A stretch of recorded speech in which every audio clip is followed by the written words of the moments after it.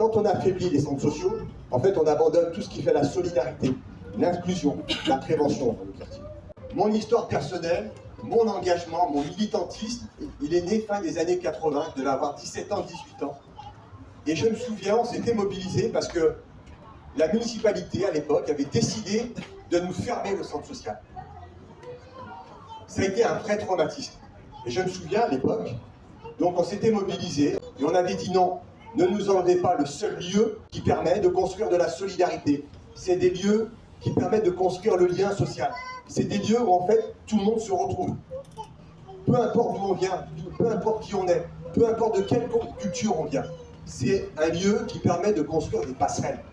Et je me souviens, on avait vécu ça comme un vrai traumatisme. Et depuis, je n'ai jamais cessé de me battre dans mon quartier pour que justement toutes ces structures, comme le centre social, puissent avoir des moyens pour pouvoir faire en sorte que la ville puisse vivre à travers les centres sociaux. Donc je voulais surtout aussi remercier les bénévoles, parce que sans bénévoles, sans le bénévolat, les centres sociaux ne peuvent pas fonctionner. Les habitants engagés, et il y en a beaucoup, et surtout les équipes.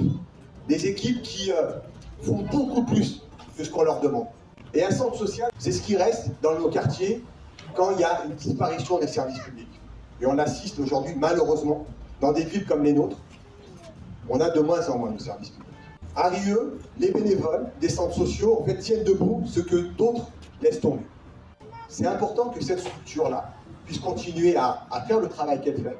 Vous savez que malheureusement, on fait baisser les budgets au niveau national et les premiers à en pâtir, ce sont ces structures-là. Quand on affaiblit les centres sociaux, en fait, on abandonne tout ce qui fait la solidarité, l'inclusion, la prévention dans le quartier. Donc, en tant que député, moi, je serai très vigilant dans ma circo à ce qu'on continue à accompagner ces structures.